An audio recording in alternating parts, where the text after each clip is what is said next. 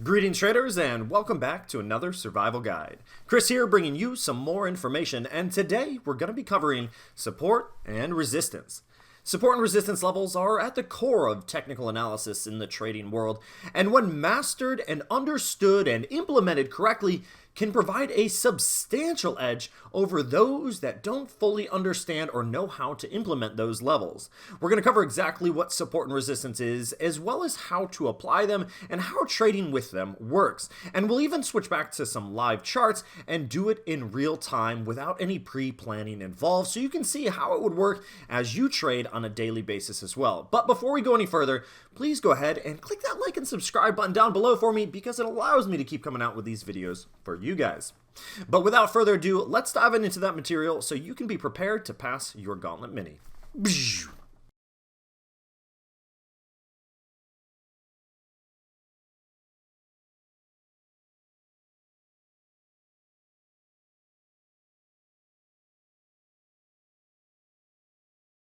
When it comes to technical analysis, there's this strange temptation that traders find where they feel like they need to ignore the basics and look for something more complicated than, say, support and resistance. But this could be a fatal flaw. Support and resistance has been around for a while and will continue to be around, and is actually one of my personal favorite styles to trade, and hopefully at the end of this you'll understand why. But first, what is support and resistance? Well, support levels are price levels that identify an area where there has been a demand from investors. Demand meaning people want to buy, and when people want to buy, it causes price to rise. So support is an area where we expect price to go up. Resistance is naturally going to be the opposite. So resistance price levels are areas where investors have historically looked to take profits or to go short as opposed to opening a new long position. So resistance we can think of as an area where the market is interested in selling, and for whatever reason we can think of support as up and resistance as down, and just simplify the entire process that way. Now that we know what support is as well as what is resistance, let's take a look at this chart that I have three lines drawn on. There's three horizontal lines here. You can call them trend lines, you can call them horizontal lines, whatever makes you happy, it doesn't matter to me. But they all represent different areas of either support or resistance, or potentially both. As we look at the first line, the orange line on the top, we notice that price didn't really reach this until this portion of the graph over here, at least for what we can see. And when it did, we noticed price hit it like a wall. Price ran into this area and had a difficult time pushing beyond, and not only did it have a difficult time pushing beyond, but all of the pressure of the inability to get beyond actually led to a substantial sell-off. We had a sharp fall below this orange line when price couldn't make it above. Then again, we worked our way back up to this level over here, and the same thing happened. Now ignore my ugly arrow, but the same thing happened. Price got stuck beneath this level, leading to a fall thereafter. Ultimately, price did come back and continue to get stuck beneath this level until finally breaking through over here, where it treated it then as a launching point to continue rising higher. So this is an example of an area of resistance that then turned into an area of support. And as we look at the blue line below it, we have another similar story. In the beginning on the left side of the chart, we noticed that we found a lot of resistance around this location. On three separate occasions, price rose to this area and then fell substantially. Rose, fell substantially, rose, fell substantially. This is an area creating resistance overhead where the buyers are having a difficult time working their way above the power of the sellers, or the inability to gain enough buying to raise price any further beyond that point.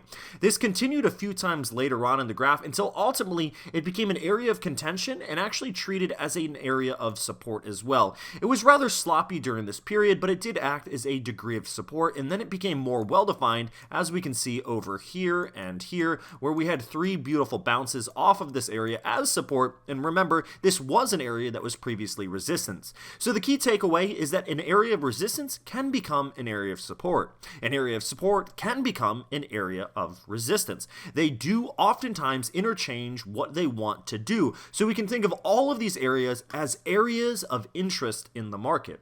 And finally, we have a green line down here that functioned as support earlier on the left on our chart, and this is an area that ultimately had a nice break through it. That means the support continued to hold until it didn't anymore and price fell through. And price fell through right here. And a lot of times when price breaks an area of resistance or support, the pressure that allowed the market to move beyond the level will carry the market heavily in that direction. So if we're breaking through the floor, we're breaking through support, we can expect usually a substantial move to the downside.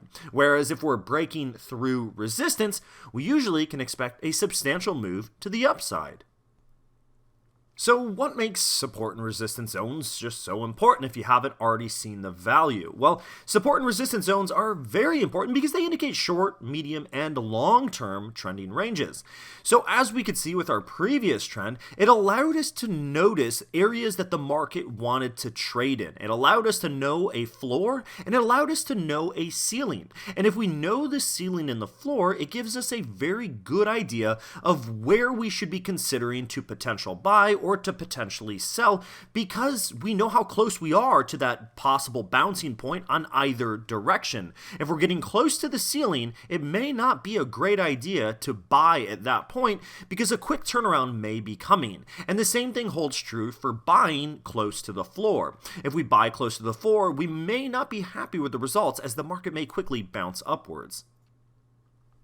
To better understand support and resistance, we should understand the terminology as well as some of the characteristics that we might see while searching or utilizing support and resistance. Now, using the same image that we looked at before where we had our orange, blue, and green line marking off some areas of support and resistance, we have retests and breakthroughs. A retest is going to reference a point where price comes back to an area that was just tested and shown to be an area of resistance or support, and then continues to show the same action. So a retest is just a test that is occurring again and further substantiating that we have indeed found ourselves a substantial level in the market. As you can see here on the left, we retested this level 3 times. And also below that on the green line, we retested this level as we worked our way away from it, then came back down to it, then worked our way away from it. Then comes what is referred to as a breakthrough. A breakthrough is quite literally when it breaks through the area of support or resistance. It doesn't matter if it's breaking resistance or if it's breaking support, both of these are considered what is called a breakthrough. We are breaking through the area of contention in the market, which once again is usually followed by a high degree of volume that causes the market to normally push in that direction. There are indicators or drawing tools that can help identify or further your understanding of support and resistance, and one of which is called the channel. We have the channel, we have trend lines, all of them are essentially doing the same thing. They're plotting a straight line, because we all know how incredibly difficult it is to draw a straight line. I guess that one wasn't too bad, but it helps us draw a straight line with a parallel and equal and opposite line underneath it. That's what we get with the channel.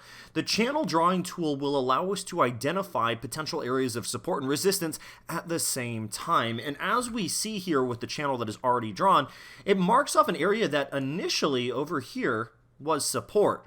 And as you follow this, because of the value or because of the characteristics that support and resistance like to share, where they like to flip-flop, where support likes to become resistance and resistance likes to become support, it holds true with why a channel would be valuable in helping identify this. Because at the top, we previously had support, and then when we fell below, it then became an area of resistance right here.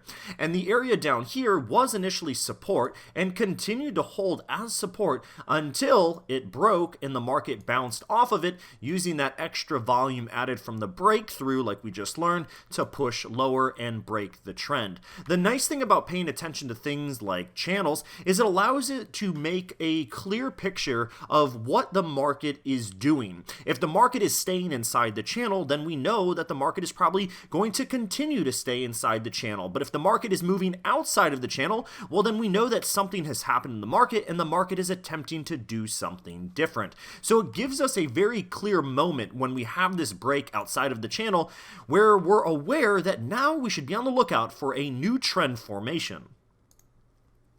It's important to understand that with support and resistance, it's fractal in nature. We will find support and resistance on any time frame, on any chart, and as such, we will find minor areas of support and resistance, and we will find major areas of support and resistance.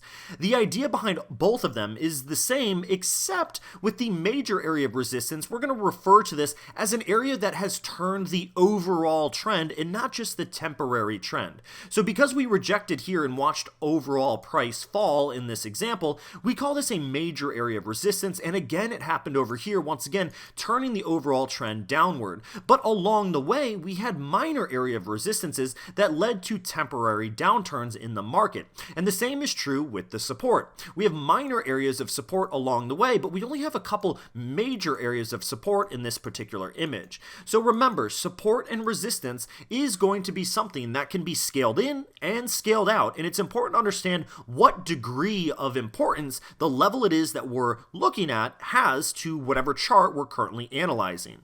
Now, let's have some fun and take a look at the E-mini S&P 500, currently on 15-minute charts, and take a look at what happened today. And this is September 30th, 2020. So we're going to analyze price without any pre-planned lines drawn out for you, so you can see what this might actually feel like as we're trading live. And the first thing that I like to do is pull up my drawing tools by clicking the Show Drawing Panel icon on the Finamark platform here on the top center. And after doing that, we can go over here and click the horizontal line tool. Now I'm going to set the color to some kind of yellow to make it easier to see for you guys, but normally I can see just any of these lines just fine, and I don't really mess with the colors too much unless I'm marking off different time frames of support and resistance, kind of touching on that fractal nature like we talked about. But let's mark off our first level right down here on the bottom, and the reason is, as you can see, the market bounced off of this area here and then again off of this area here, creating a bit of a double bottom. This is an area that the market came down to, found strength as the demand built, and we changed hands. We came into this with selling pressure, found a wall that the sellers were having a difficult time getting through, and found a point that the buyers were very interested in buying at, and as such we switched from a bearish market to a bullish market during this phase of market activity.